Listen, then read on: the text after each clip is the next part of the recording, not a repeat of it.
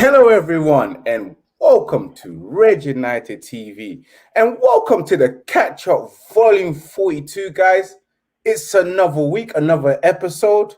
So glad right now because, of course, as you know, yesterday, Manchester United fans made history, made a bold statement to those Glazers, to those owners, especially to the media as well, worldwide, to all football fans. If you don't like your owners, and you hate what they're doing, sometimes enough is enough. You stand up and you tell them, you Pumpa need to get out of my house, bro. You need to get out of my stadium. But guys, welcome to another episode, of course. Guys, if you're new to the show, remember to subscribe, smash that like button, and remember to share because, of course, sharing Ivorian Spice is caring. And today I have with me, of course, I got my couple of familiar faces from the panel. As always, we've got Big Phil, we've got Bobs as well. Bruv, thank you guys for showing up. Of course, we've got Amok that will be joining us a bit later on. Whether he will, I don't know, but he should be joining us because he did say he will be. And of course, Enz might possibly show a feature. If he doesn't, we understand. But of course, guys, let's just welcome our panel. Big Phil, what are you saying all the way up in Toronto, or should I say all the way up from the 6, as Drake would say? What are you saying, bro? Big up to you. How was your weekend? Weekend was going good, and then it got even better when I saw the protest yesterday. And, I guess that's what we're here to talk about today. But everything is going great, man. How are you doing about yourself? Well, on my side, it's so good, man. So easy, so good, man. And I've got Bobs. Bobs, what are you saying, bro? How you been? How's the weekend been and everything? I know you're in good spirits after yesterday's shenanigans. Yeah, I can't. Yeah, we can hear you. I'm good, man. I'm good. Yeah, I'm good, man. I'm good. Yeah, even better seeing the protests. The weekend was good, and it was just amazing to see how many fans actually got into the stadium and showed the Glazers who really runs the team. Like, get out. We don't want you no more.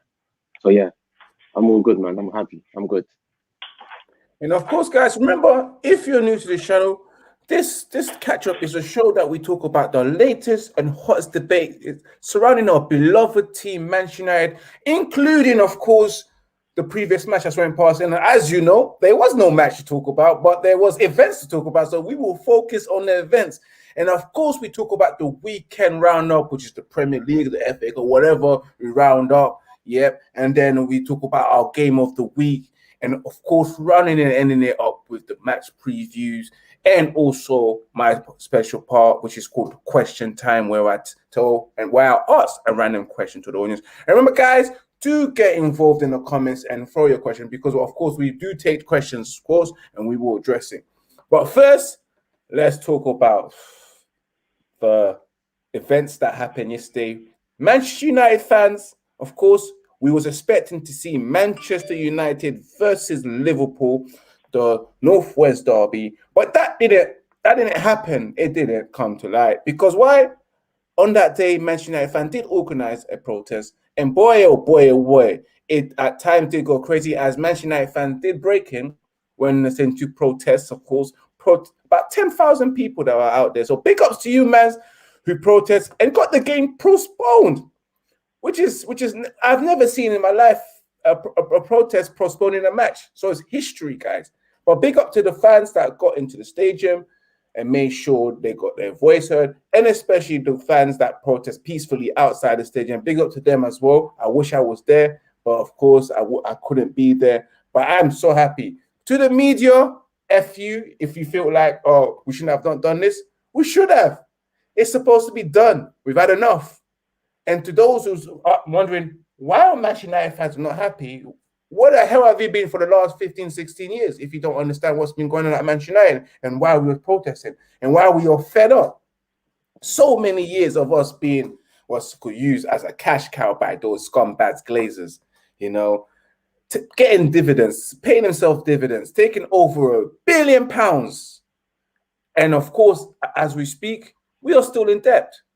The debt that they've got us into, that they transfer from their books into our record books. And still this day, they just service the debt, never pay it back in full. And that's it. I'm gonna throw straight to Big Phil because, of course, I'm very sure you've got your opinion of what happened yesterday and how you feel. So I want to get your take on of how you feel, and of course, we'll go deep into this because, of course, there's so many things that's been impacted: the fans, the media, and etc. So, Big Phil, man, what did you think about yesterday's events? It was almost like the perfect story, almost like a Cinderella story, right? You have the two biggest teams in England clashing it out at the business end of the season, right?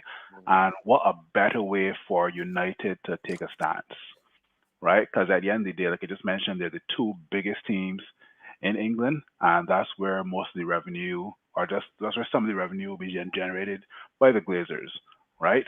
Now, to have a match of that magnitude postponed will send waves not only through England, but actually through the whole world, because Manchester United is not only uh, an English brand, but it's a global brand, right? So don't get me wrong, people out there are noticing, you know, A, what the Glazers are doing, and B, what Manchester United fans are standing for. What's funny is that people are asking why are Manchester United fans waiting all of a sudden now Mhm. just to protest post Sir Alex Ferguson, and I'm like, remember when Manchester United had to play a Champions League match versus AC Milan, and that was the return of David Beckham in Yes. 2010? Yeah. What was the when that match was the final time? What was the first thing David Beckham started to do? He took a green and yellow scarf and he started walking around parading it across Old Trafford, right? And that was during Sir Alex Ferguson, and that was, I think, about 2 years after we just won the Champions League. So it just is not just starting, right? I think a lot of people have to realize that, right? But kudos to two sets of people: the Manchester United fans and also the steward, who I'm told is a Spurs fan, who let the United fans onto the pitch as well too. Right? It was brilliant. Right But was that now, was that was that really a Spurs fan? it's rumored, it's rumored, right? But no, definitely, me in Toronto, I'm not directed, I'm not affected directly, but I can also just feel the energy from seeing the pictures on Twitter, seeing the videos on Instagram, right? And kudos, and I'm being told that the next anti-Glazer protest will be May 15th or May 16th. So just keep this energy up. That's exactly so, man. I'll keep this energy up, guys. And of course, it would be nice if the guys that the Manchester United fans that's in the States that probably live near the Glazers' house would also protest outside. Because I somehow don't believe that they know exactly what's going on. Because if you was to protest outside the Glazers' house, they'll just call up Edward and say, Edward, why do I have a bunch of Manchester United fans outside my house protesting the Glazers out? What's going on? Because they won't know. And then they will be like, raw, they're threatening us. Seriously, what, they hate us? I didn't know this. Yeah. I can't believe that they don't know what's going on at Man United. They just listen. Sometimes I believe they just listen to what Ed Woodward tells them, and then they're like, "Oh yeah, cool, everything's good. Yeah, we're making money. Yeah, all right, cool. Mm, You got the job for next year. Don't worry." But mm. Bobs, I'm gonna throw it to you and get your intake on what's happened yesterday as well. Let us know what you thought about yesterday's. Yeah, I thought it was amazing. It was good to see the pictures and the videos of all the Man United fans going into the stadium. Whether they broke in or they didn't break in, I still think it's fantastic. It just shows that it shows the whole media and the world of football that actually it's not just about the money. The fans can actually stop football happening. Like the money is great, but the fans are the core meaning of football. Without Yeah. fans, football's not successful. There's no way that you're gonna make money without the fans. So it just showed, yeah, we're gonna call off the biggest game in the northeast off a big derby, Man United, Liverpool, the biggest two teams arguably in Premier League history. We stopped they stopped the game. Like, and yeah, kudos to the fans that went there and done that. Props, give them big props for doing that because it needs to be done. Glazers need to go out. We've been needed them to leave for ages, but it's not happened. But they need to go, and I hope this is the first step of them leaving because they're just sucking up Man United, and we're just becoming a team with no. We're not moving forward. We're just going backwards. So yeah, man, that's my thoughts. I'm just happy to see that we're moving in the right direction. Hopefully, something can come out of this, and Glazers are out because they've done enough sucking out the club.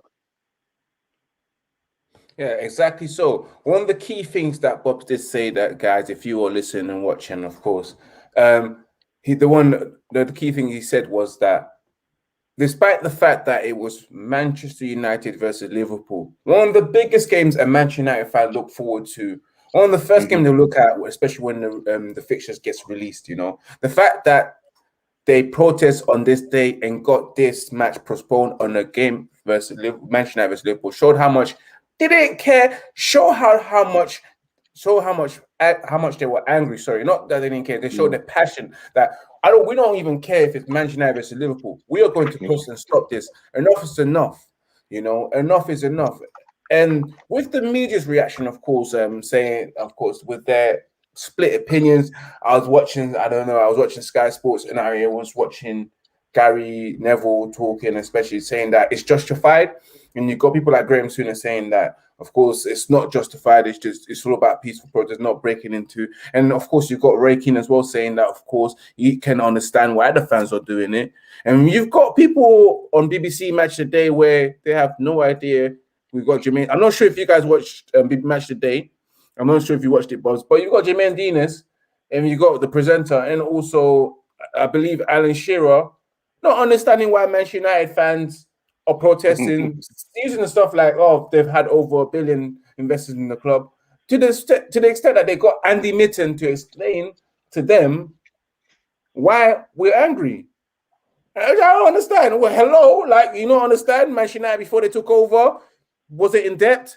They allowed they allowed an order to take over Manchester United with debt, taking a loan and transferring all their debt into their record book. Hello, not investing into the club for so many years. You know, taking out dividends year in, year out. You know, over like £1 billion taken out of the club. All they've been doing is just servicing the interest rate of the Man United's debt. Still about £400 to £600 million in debt, and this has been in 16 years. Hello, it's been 10 years since we've won the league. It's been about 7 years or something like that when we were consistently in the Premier League and winning. Consistently in the Champions League and winning trophies. Are you guys okay? Like these pundits, are they okay, or they're acting stupid and blind to it? All right. I don't know, guys. What was you guys' response to the media reaction? Because of course I saw ESPN as well. I somehow feel like the ESPN, of course, American, are trying to back the owner. So I did see an interview with a British journalist, with a British a pundit, going angry at an American because he used the word franchise, and then of course he went into an outburst and saying that how dare you guys, and etc. And then he got cut off by ESPN, and they tried to say there was technical issues. I know that they probably backed the Glazers. So what's your guys' intake on the way the media's been reacting, saying that it's kind of a disgrace, or they shouldn't have not done this? Of course, I'm going to start with you, Big Phil.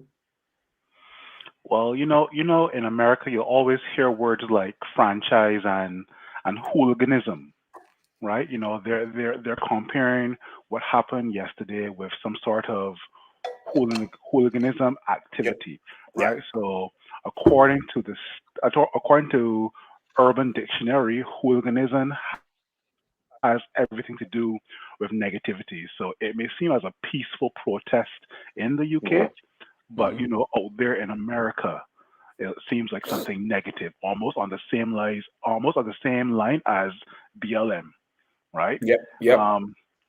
With regards to listening to the media, I was mostly listening to Jamie Carragher and also Gary Neville, right? And I think they expressed it best, right? Yes, that's true.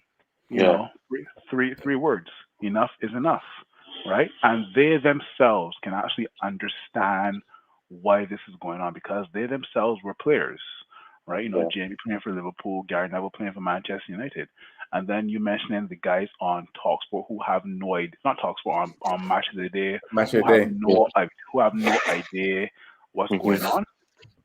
I mean, like I said, it's probably not affecting their pockets directly. They probably have no association with Manchester United in the past, but we live in a society where you can go onto Google and see what's going on, man. Come on, right? Like instead of just expressing your opinions out there, do some research first and then express your opinions after, right?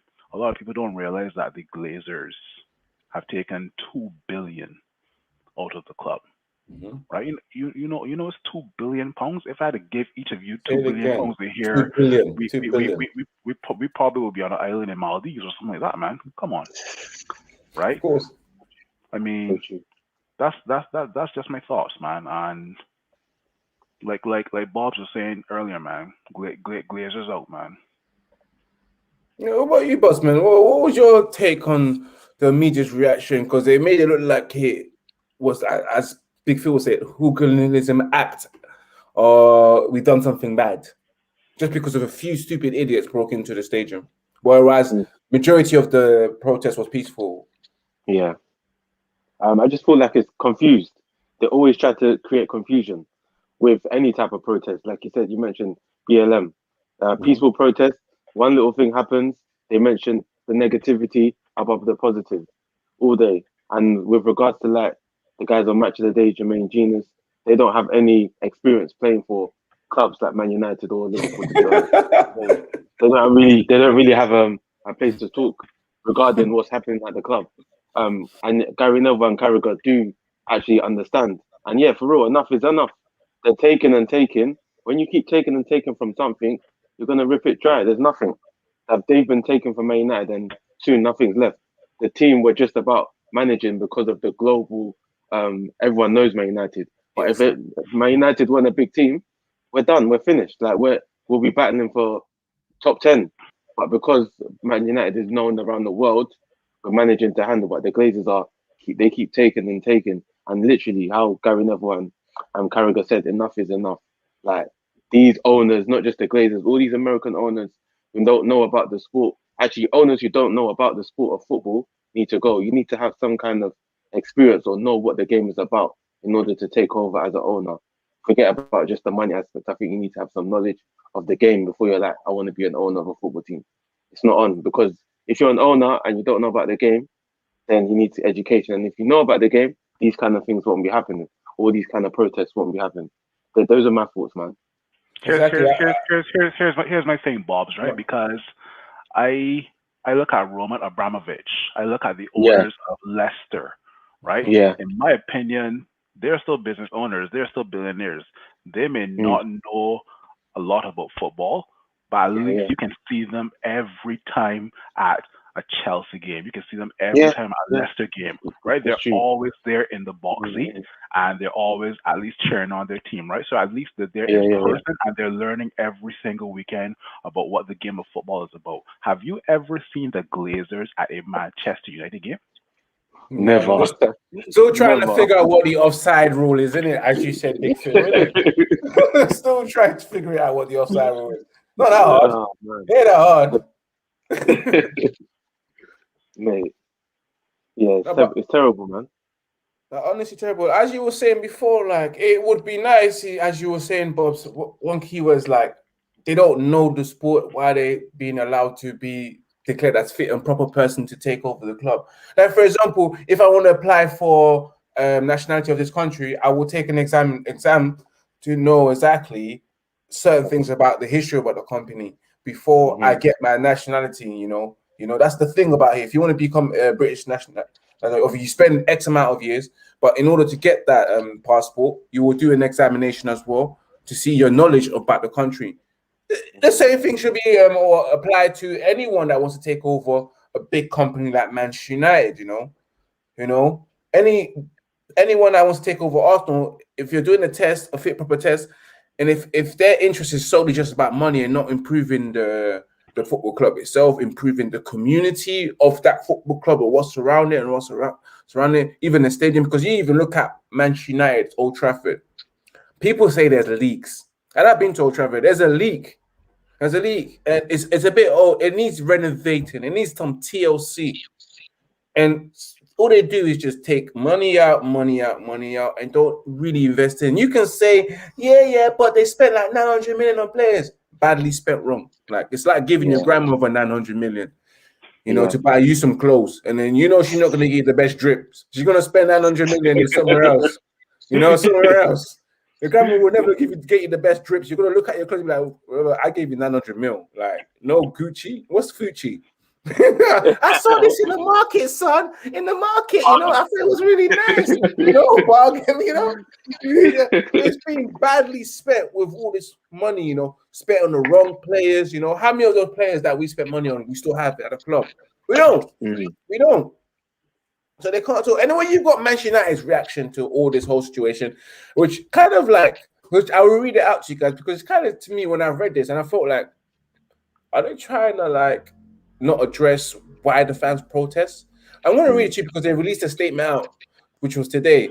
And the statement goes on as this: following events yesterday, while many fans wanted to exercise their rights to protest and express their opinions peacefully, some were intent on disrupting the team's preparation for the game itself, as evidenced by activities at the Lowry Hotel and at the stadium.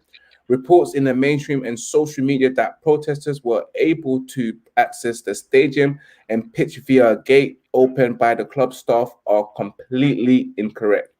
After breaking through barriers and security on the forecourt, some protesters climbed the gate at the end of the Munich tunnel and then forced access to a side door in the stand before opening an external door and let the others through to concourse areas of the pitch. A second breach occurred when a protester smashed the door of the disability access lift, enabling the group to enter the stand. The majority of our fans have and will condemn criminal damages along with any violence towards the club staff, police, or other fans, and these now have become a police matter, as they say.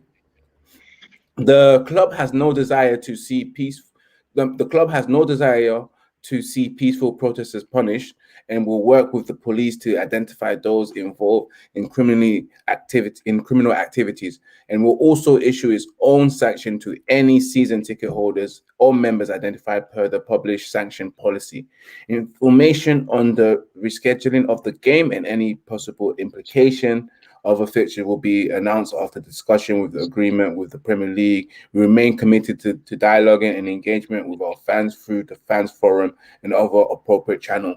Which, when you talk about the fan forum appropriate channel, I remember this meeting that they had on Friday. Edward only spoke about how they've done their wrong in the Super League, never addressed anything to do with football, where they want to go, and etc., who they want to sign, the real thing that people wanted to attend. But guys, hearing this, the club not really addressing the fans' outrage. They're not highlighting. They're just saying that, oh, yeah, by the way, it's not our fault. We're not the reason why the fans broke in. First of all, let's get that out of the way.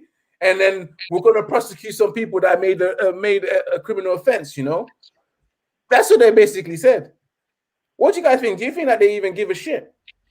No. Or they're just trying to, media spin it? No, that statement is just trying to put a negative spin on the whole situation, and they're just not even acknowledging why there was a protest. Exactly so. Not even acknowledging why there was a protest, guys. Guys, if you're in the car and you're watching, please let us know what you think. But Phil, what about you? What do you think about that statement coming from Manchester United? It's all politics, buddy. It's all taking this whole scenario and putting it in a political way. Right, we acknowledge what went on, and this is what we're doing. This is what we're doing because this happened. Right? They're not trying to figure out why it happened. Right? At the end of the day, it's all about Manchester United being a cash cow for some of these guys. Right? I mean, if you go to a job and you're just collecting a paycheck, but you don't care about the job, then are you really a person that wants to see, I guess, your business or your company grow? No, you don't. You just are there to collect a paycheck, and that's what the Glazers are doing, right? Like I said, Glazers out, buddy.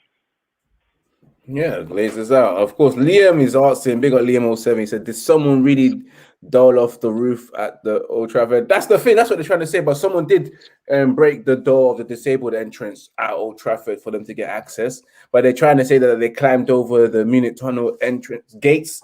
It's crazy because I'm very sure that gate is a bit tall. Like, come on, like how can you get into a gate like that? I'm very sure it's probably barricaded and secured. It makes no sense. I'm sure that there was Manchester United fan worker, even though Manchester United don't like to employ fans that work at their stadium or be involved in the football decisions.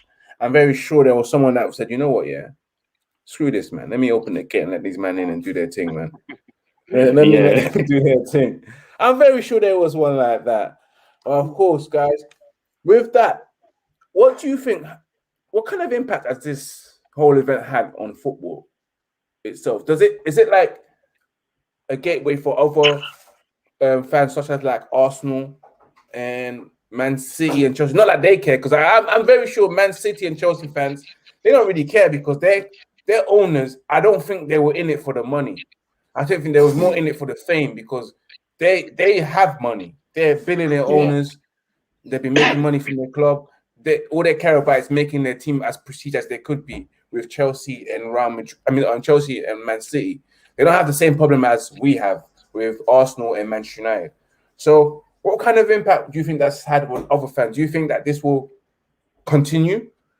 Like Arsenal as well would be like, you know what, let's do our thing. You know, that other protest for Clunky out wasn't good enough. Let's invade Emirates Stadium. What do you guys think? Let me get your take on it. I'm going to start with you, Bobs. Yeah, I think it's just gonna show fans that yo, we can actually do this. We can. Our voice is bigger than the owners, basically. So if we protest, we can shut off a game. We can shut off anything. So I think it's just showing the fans around the world, the country, that yo, the fans are bigger than the owners. The fans are the club. At the end of the day, the fans have so much to say, and they put so much into the club. Without the fans, there's no football. Like the season ticket money, everything. The fans pay that, so the fans are showing that we have a voice, and that's what I think that other clubs will follow. Arsenal probably will be next because they're ready for Kroenke to be out as well. So I think soon they're going to do something like that as well. Right, just before I'm about to pass on to Big Phil, let me just welcome Amuk. Amuk, welcome, bro. Welcome to joining us. Of course, we were just almost nearly rounding up the whole event regarding Sunday's match against Liverpool, the fan protest.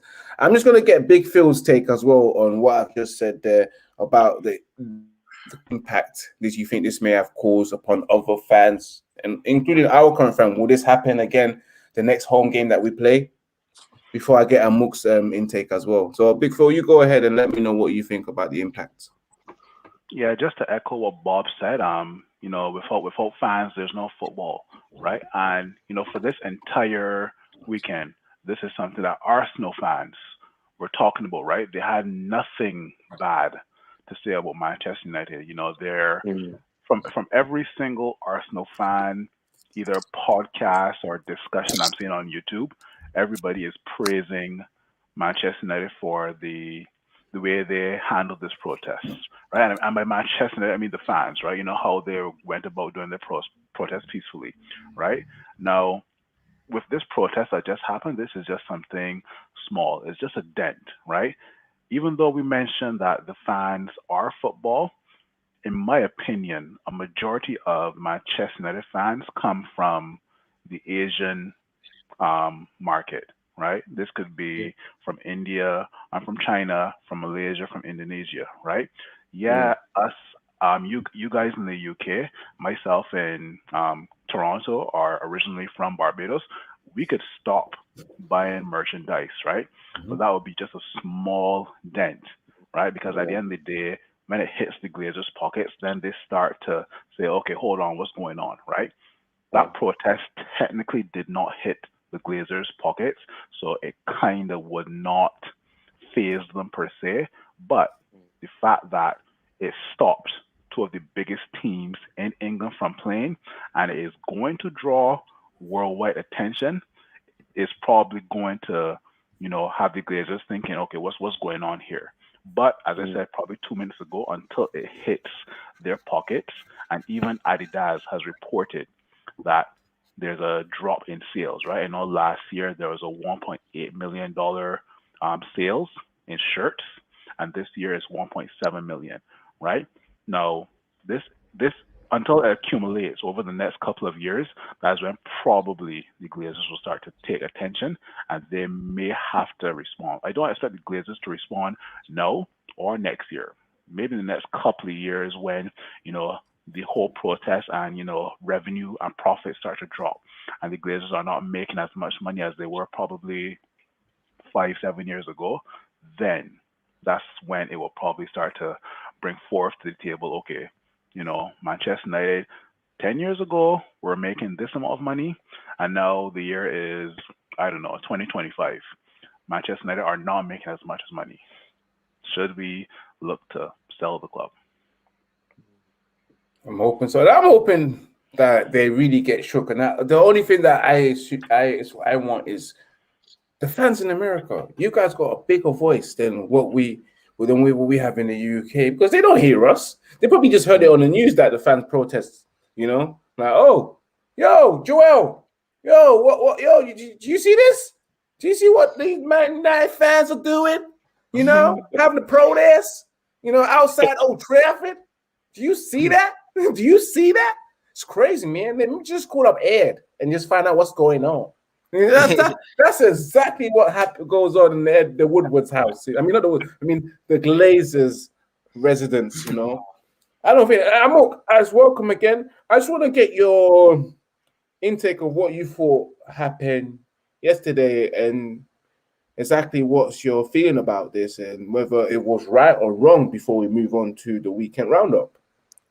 I think the people who were there yesterday, I gotta say kudos to them.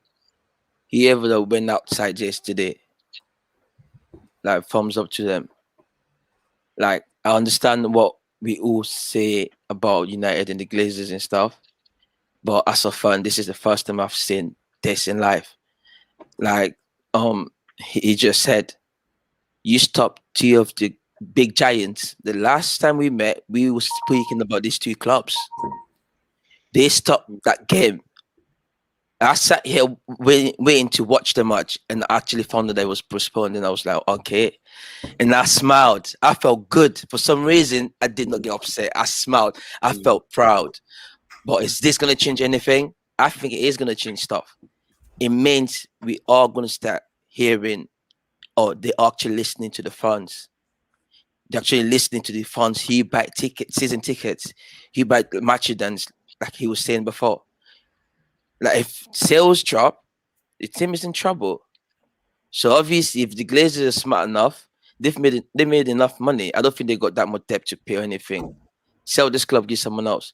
And it's clearly that we don't want them in. I don't want them in. I want someone else. Whoever that comes in, not just buy a club, but get the value that shows the fans that this is the actual United. We haven't felt like Manchester United fans for a very long time. We've just seen glimpses. I told you a few days ago, I say, as a fan, I'm actually happy that I've seen my team defeat Liverpool a lot. And I can take that because I've seen us beat Liverpool a lot.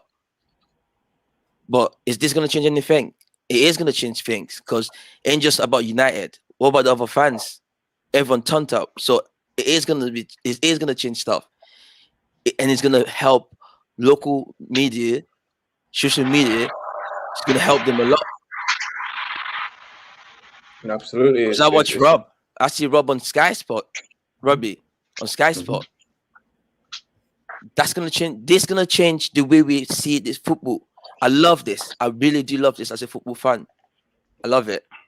Love it. Big up Liam 07 again. I mean, just how I said, it was a pity we can't sack owners.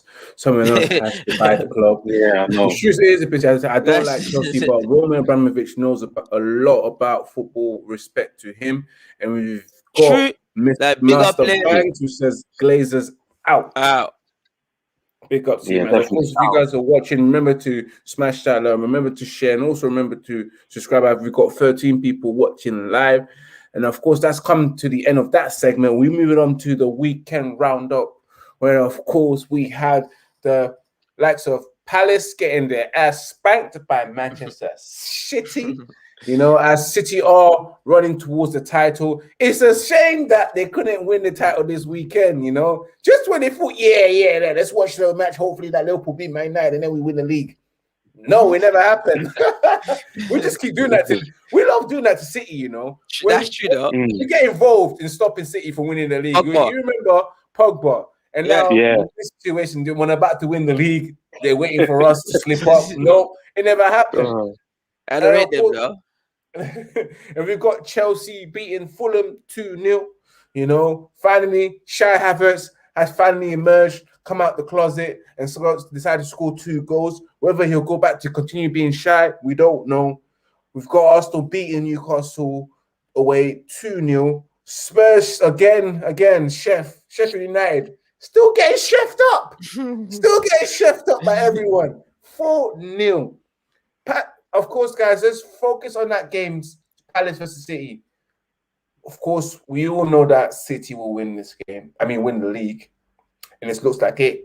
Even though they've even freshened up the team for the game against PSG, still winning, showing how solid their side is. Guys, what do you think about City so far with their, is it the treble now that they're on now? Yep. Their treble quest. Their Yeah. win against PSG and beating Palace 2-0 with a weakened team on the verge of winning the league. What's your guys' opinion on that?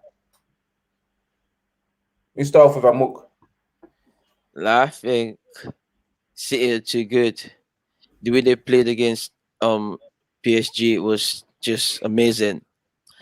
The first half, I saw good football in the first half, but in the second half, City just came in different.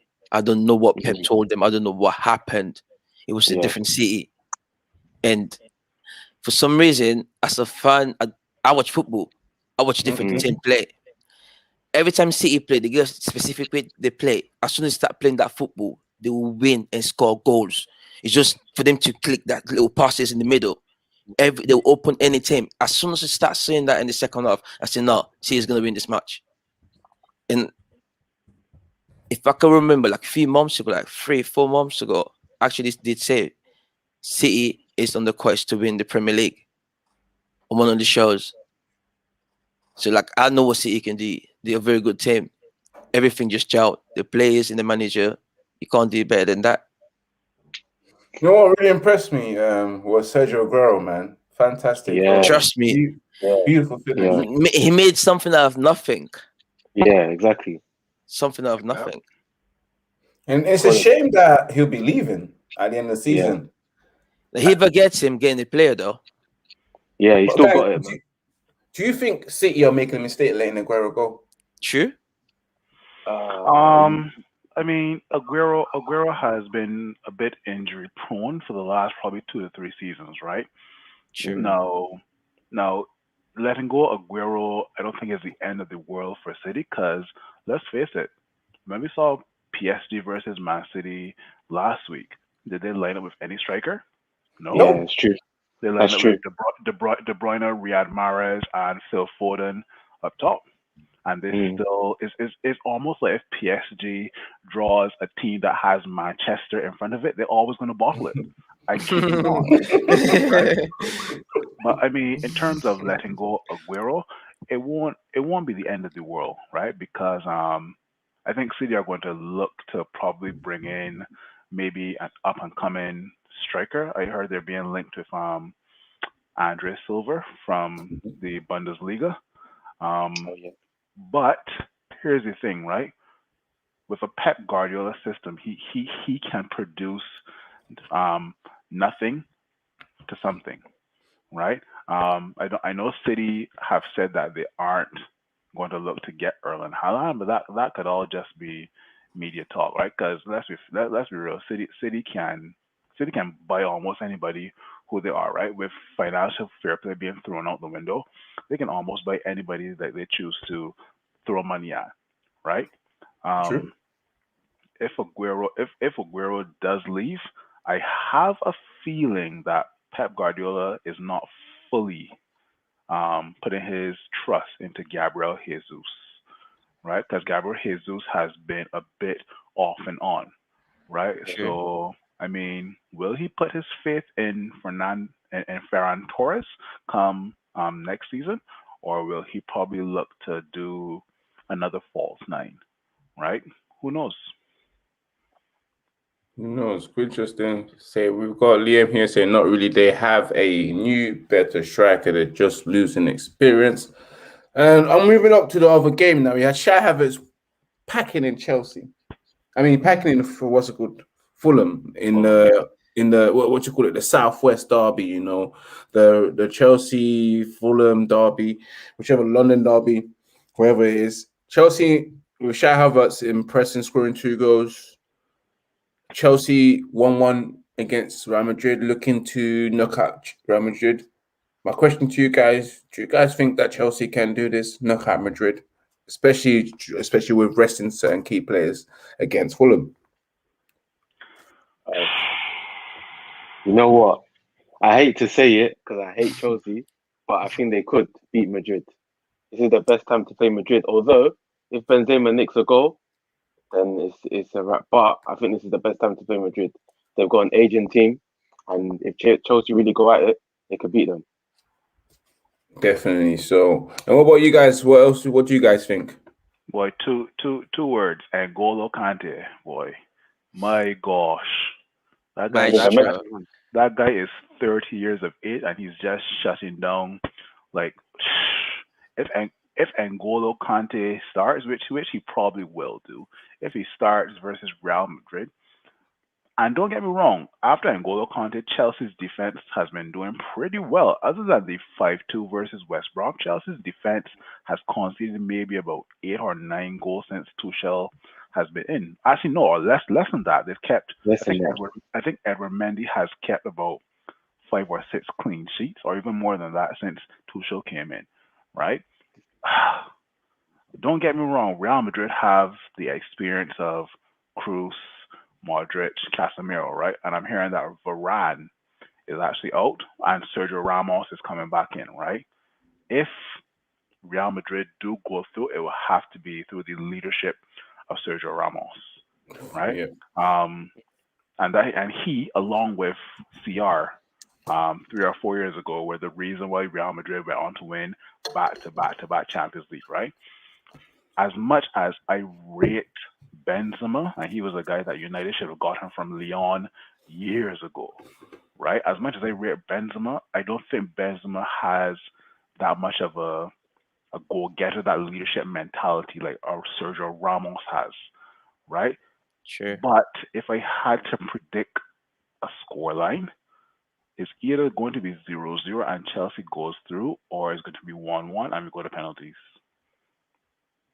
So you think Chelsea could go through? On 0-0, yeah. Yeah. What about you, Amok? What do you think about Chelsea's chances? I think they find themselves in a very good position to go through. It depends on how the manager puts his team. But I've said the manager himself is a good guy. I remember I said Chelsea got the good bargain. If they got that guy, they did get a good bargain. So I know what he can do. He just said almost everything. And that's your little skepticism as well about Real Madrid. You always say that leadership, they just know how to win this thing. This thing belongs to them. Like, so as much as if pound for pound, Chelsea go through. Definitely Chelsea go through. But just that what Real Madrid got with them, I don't know what it is, what they do. Real Madrid have that affinity towards the Champions League trophy. Whenever it's time to turn it on, you know, if there's something that just lures them, that's like a magnet, just luring them to that Champions League, and just find a way. They always find a way. So it will be an interesting game, the second leg, to see. But I was really impressed with Chelsea's first leg, and from that, I'm quite convinced that Chelsea will go through. Especially with their style of play, the way they play, and also the manager they have. And so I still feel like Chelsea will go through it. I wasn't impressed with Real Madrid's first leg display, but still, I won't be surprised if Real Madrid pull an upset and just turn things around. Of course, one of the players that did well on the weekend, we had Gareth Bale, who scored a hat-trick, you know, banging the goals for Tottenham on the weekend. And of course, you've got Pierre-Emerick Aubameyang finally getting the goal. Let's move up to my favorite part of the show, guys, which is, of course, Game of the Week. This is the part where obviously the guys tell us what their Game of the Week was and also why. If you guys are watching, let us know what your Game of the Week was as well, and also why as well. And also remember to smash that like button and remember to share while you're watching. Yes, of course, my Game of the Week. I'm not going to Arsenal, man. There's nothing to troll on. My game of the week was, of course, Spurs 4, Sheffield United 0. To see that game, and then, thank God, welcome Deli Ali. You know, Deli Ali got a new hairstyle. He's got dreads. He's been out the game for so long that he now has dreads. And the goals that were scored by Gareth Bale was A1. And the question is now, will Bell stay there or extend his season, or whether it's good for Bell to go back to Real Madrid? I don't think so. I think Bell should just stay where he is at Tottenham, try to get a transfer, but it will be hard for Tottenham to do that because it costs money and Bell is expensive. But my game of the week was Tottenham 4, Sheffield United 0. Big Phil, what was your game of the week, my bro? Arsenal, Newcastle, and the reason I say that is because due to Arsenal losing against Villarreal on Thursday, I wanted to see how Arsenal would perform versus Newcastle. Now Newcastle obviously aren't on the same level as Villarreal, but I just wanted to see how Arsenal will perform. Yeah. Right now, Newcastle, when I watched that match, Newcastle offered nothing. So I was a bit disappointed, but hey, Arsenal have some confidence going into the match versus Villarreal, and we'll see how Arsenal performs versus them, because right now they need a goal to score. But hey, if Villarreal pegs one, right? Good to see that the Gabonese Jamie Vardy is back on the on the score sheet. So let's see how he performs against Villarreal as well.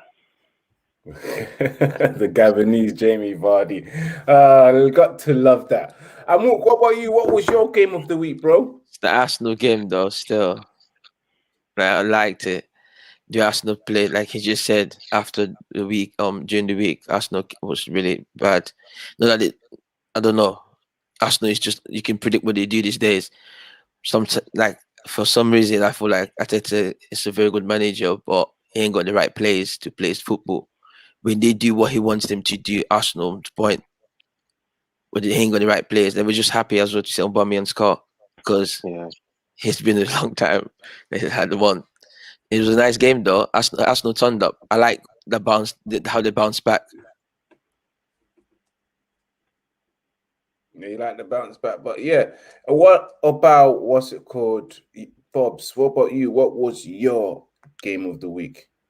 So I'm gonna go with the London Derby. It was good to see Kai Havertz get a couple goals. I think he's a good player, and obviously he's not been the best season for him. I think next season he's gonna create a storm in the Premier League. But yeah, it was good to see him get on the score sheet and now give like no more criticism towards him, because he's had so much criticism. I think let's see the best out of him as well. Although I'm not a Chelsea fan, but it's good to see good players like show up and play well, man. So that's my game. Saying nothing. Guys, you let us know what your game of the week was if you're happy to be watching. Of course, we're moving up to the Manchester United preview against Roma, where Manchester United will be going away to Rome to pack in or finesse them as exactly from Rome with love, whatever they call it. Manchester United 6-2 up against Roma in the first leg. Second leg, I can only see it going one way. Manchester United winning, going through to the final of the Champions. Wow. It's only. Don't worry, man. You're speaking it into the future, right? So that's good, man. Yeah, I'm speaking it into existence, as they say, into the future, you know. But yes, Manchester United going into the final of the Europa League, and it will be your first final for Ole Gunnar Solskjaer on his stewardship, and it'll be their third final for these boys that's under Ole as well. So I can only see Manchester United going through. They cannot mess up. They're up. They're up. Of course, they conceded 2 away goals, but Roma was awful in the first leg. They were awful in the first half as well.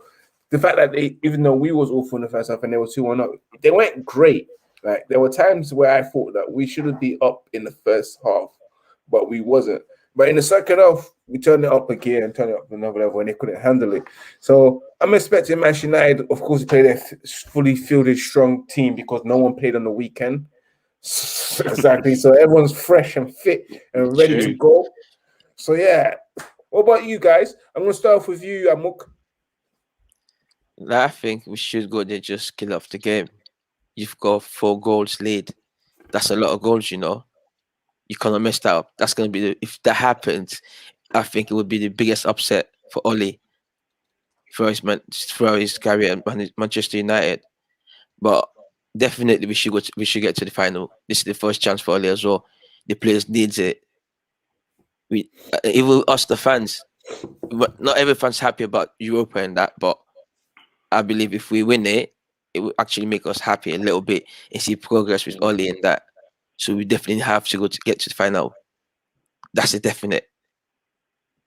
Most definitely. And Bubs, what about you? How do you feel Manchester United will fare against Roma in the second leg? Yeah, I think we'll win the game. We just need to kill off the game. It's just all about game management, managing the game correctly. But they're not good. We're better than them. If we play our counter attacking football, we'll kill off the game and probably get a high victory as well. But we don't really need to do that. But a 1-0 will be great. They just need to kill the game off and we go through to the final. That's it. Definitely. Yes, Manchester United are most likely going to go through and hit the Europa League final. Big Phil, I did ask you, right? Just out of curiosity. I watched Roma versus Sampdoria this weekend, and Roma did not look good. They were poor, right? I would actually, if I was to be that microphone in Ole Gunnar's ear, not microphone, that earpiece in Ole Gunnar's ear, I would say, you know, this is maybe a match to experiment with Amad Diallo, Eric Bailly, maybe Donny van de Beek, right? Because we're four goals up going into the second leg, right? I honestly do not see us bottling this here, right? I mean, football plays on the day, but if we were to give up a 4-goal lead, all they're gonna also just go, just go, right?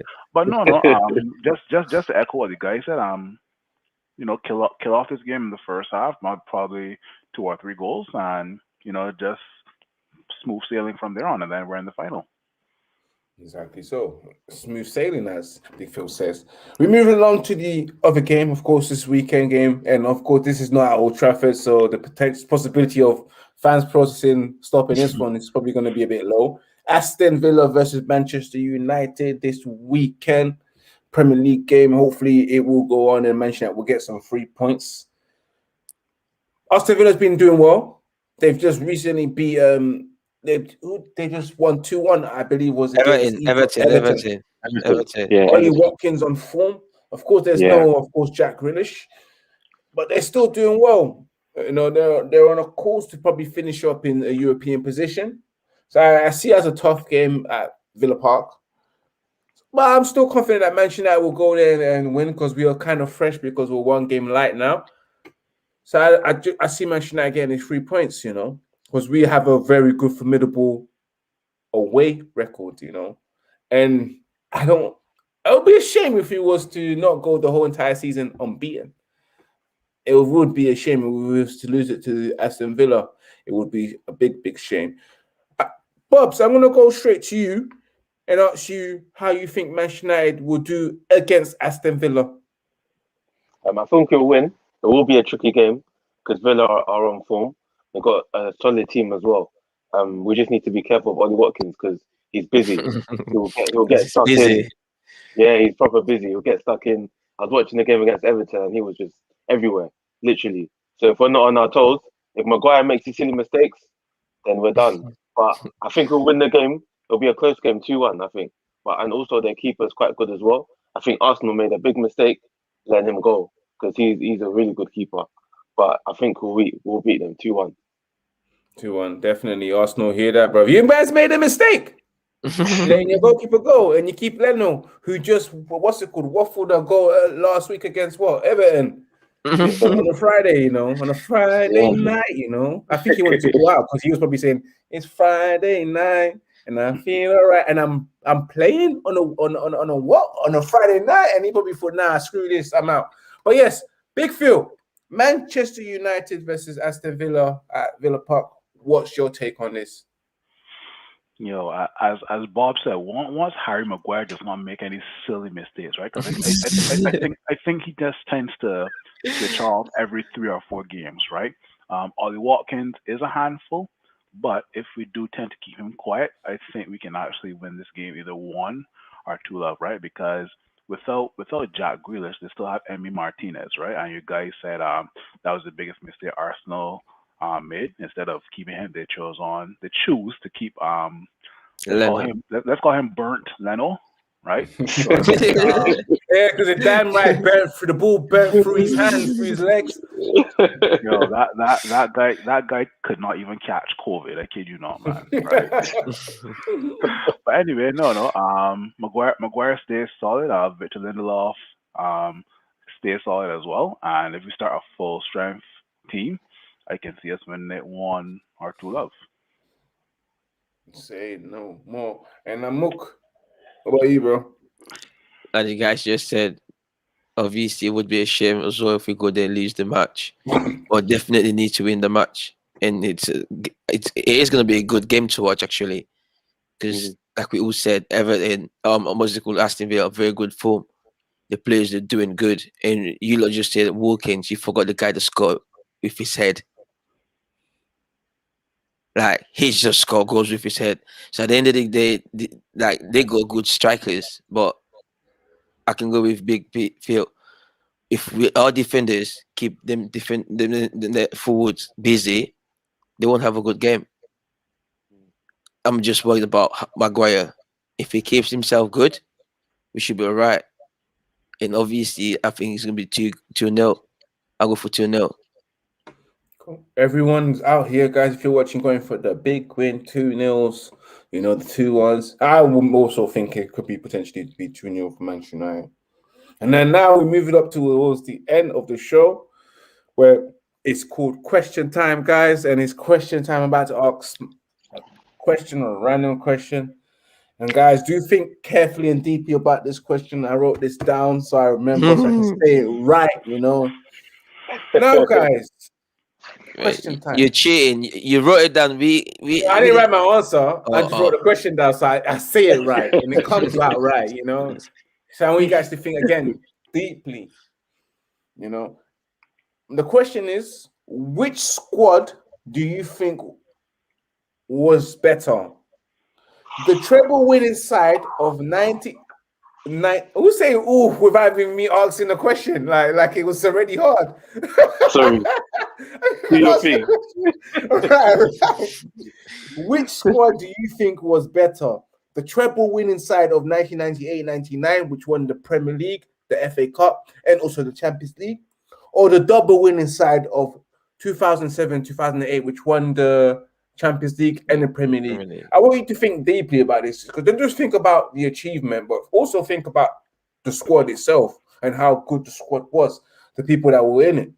Whereas the treble side, they had Andy Cole, you had the likes of Andy Cole, you had the likes of Dwight York, of course Beckham was there, Ryan Giggs, Paul Scholes, who played in the finals and etc. And of course you got Peter Schmeichels in goal, Yap Stam, of course, in defense as well. Very, very good players that was in that 99 treble winning team. Of course, we've got our manager, Teddy Sheringham, as well, that was in it. Whereas the 2007-2018, where we had that beautiful partnership between Cristiano Ronaldo, Carlos Tevez, Wayne Rooney, Owen Hargreaves, finally having a DM. You know, we had, of course, I got to say again, he's worth saying it twice. Cristiano Ronaldo, again, at his best, you know, scoring 40-something goals. And in defense, Rio Ferdinand, of course, the Rio Ferdinand, the Emmanuel Vidic partnership with the Patrice Evra. And who else was in that team that was actually outstanding? Of course, Ryan Giggs was there, Paul Scholes was there. And I'm going to pass it on to you guys. Whoever wants to be the first person, I'm going to let you guys take a quick breather, but whoever wants to be the first person to answer that question, go ahead. Because me, myself, I'm still thinking. But the way I'm thinking, you might not like it. So who wants to go first? This is a hard one. Can't lie. Let me go first, innit? Let me go first. You know, set the pace. I listen, although the treble winning side was a team that won a treble, and I said before, don't just think about the achievement, think about the team and the players that were in it and the football they were playing as well. Yeah, you can talk. You can add the achievement, which probably might sway you to your answer. But the reason why I picked the double winning side, of course, because that season there, if you watch the DVDs of the 2007-2008, the football we were playing was tantalizing. Having Carlos Queiroz there with that type of football, tiki-taka football that we was playing at times, Ronaldo, Tevez, and Rooney. Amazing that season there. We was packing in teams 5-0. They were 5-0 against Fulham. 5-0 against Newcastle. Something goals against Aston Villa, home and away. Newcastle was like Ronaldo, 42 goals in a season. Winning that Champions League at the end was just spectacular, and winning the Premier League in the style as well with Chelsea competing against Chelsea. Like that, I just think that team as well was just one of the best, with the defensive partnership of Rio and Vidic and Van der Sar in goal. I just think that team was better compared to the treble-winning team. The treble-winning team may have had Dwight York, Andy Cole, Teddy Sheringham, and Ole Gunnar Solskjaer. 4 outstanding strikers. But God, what Tevez, Ronaldo, and Rooney did to everyone was just too much. It was brilliant football. That's this choice. The 2007-2008 double winning team. Now, who's next? Now I'll go next. Go on. I'll go next. Now I'll go for the 2007 and 8 season. Why is that? Because based on the question you asked, you said squad, right? Yeah. Then I was like proper young in my youth. Like all my energy was on football. You knew me them time. Like the football that we watched them time was crazy. You talking, I just had a throwback thing in my head, like that quick pass, that goal against Arsenal. Rooney, Tevez, and Ronaldo. That I don't know what happened. Ronaldo scoring a 40-yard screamer against Porto, scoring a long range goal against Arsenal. That season, free kick. the semi-finals. That season was just too much. That The season was too Barcelona much. semi-finals. The players, you can't say that we all mentioned our top centre halves in the Premier League. Real made it, and Vidic made it for me as well. So you had them 2 players there. You got Rooney, Ronaldo, Tevez, and we forgot Nani as well. Remember, Nani had them games that he actually busted. Mm-hmm. So you had players. Remember, we had them twins, Raphael, them lot there. They were good. Like that season was good. Therefore. Cool. And who else will take the foe? Who's brave enough to answer this question next? Well, I mean, you going Bob's or you go. I'll go at the end. He wants to go last. no? Don't get me wrong. Bob thinking. You made him shy. Yeah, the trouble winning team was one of the reasons I started following Manchester United, right? Dwight York being from the Caribbean, having a Caribbean presence at Manchester United of all teams, right? Like holy shit, right? But no, I mean, like you guys mentioned, two words: Cristiano Ronaldo, right? Cristiano Ronaldo running at. If we had to put the 2 sides together, the trouble winning side versus the 08 side, Cristiano Ronaldo running at Gary Neville, come on. Cristiano Ronaldo on the other side running at Dennis Irwin, come on. Right? And don't get me wrong, Peter Schmeichel I rate over Van der Sar, but there was something about being so united about that 2007-2008 squad that it was basically like I during that time, like I could have walked on my chest like I was Conor McGregor going to a UFC fight whenever I saw that 2007-2008 side, right? But yeah, I'm going with that side, man. Not only because of Cristiano Ronaldo, but the partnership between Tevez, Rooney, Ronaldo, even throw Berbatov in there as well too, right? Because he as well. Actually, no, was he there? Remember, He Berbatov wasn't there. was No, the he wasn't following there. No. season. Following season. Oh, yeah, season. yeah. That's when we played Rafael de Silva or West Yeah. Brom at right back. Yeah, Yeah, that's yeah, right. yeah. West Brom at That's right why I back say Champions League twins. final. Yeah. The twins. Yeah, They yeah, played yeah. West Brom the right back Champions League final. The cross to hit Cristiano Ronaldo was from West Brom. Yeah. West Brown. West Brown, sorry. West Brom, yeah. Mm. Yeah. 2007, 2008, guys, man. What about you, Bubs? What's yours? It's a close one for me. I can't lie, but I'm gonna agree with you guys only on the basis of that front three, man. That front three, they were mad. Tevez, everyone was like Rooney, Tevez can't play together.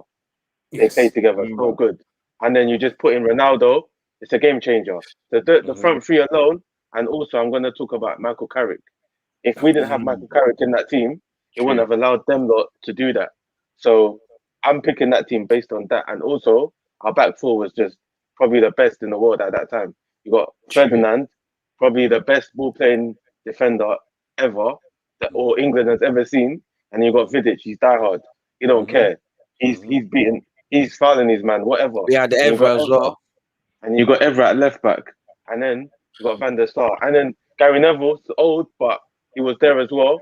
Then you got Wes Brown, he can come in and do his job. So the team was littered with quality, and then Anderson had a couple good games as well. Yes. He comes in, he puts in a shift. But yeah, that team was quality, was sick. But my argument for '99 team is obviously they won the treble. Also, we had more depth in the team than we had depth with this 09 08 team, but I think 07 08, but I think we had a lot more depth in the '99 team as well. If, for example, Sheringham was Cole was out, Sheringham will come in and he will score. Social will come in and he will score. We got Ryan Giggs on the left, Beckham. If Giggs weren't playing well, we'll get Blomqvist, the Swedish guy. He will come in. So it was a hard one for me, but yeah, 07 08, that team was quality. And then also to add, a lot of people thought that after the 2006 World Cup, when there was a bust up between Ronaldo and Rooney, right? They thought he was gonna leave. What will happen to Manchester United when they come back together? And lo and behold, that was probably one of the best partnerships in world football that we've seen. Rooney and Ronaldo. True. And also, we went on to win back-to-back titles, 3 in a row. If I'm correct. Yep, correct. Went on to win 3 in a row. So it says a lot about the team. 2 Champions League final in a row with that team. True. Exactly. And we won. I know. We lost to Barca twice, you know. Yeah. That was a hard one to take. That hurts. Watching what's it called? PK cutting the net, putting it.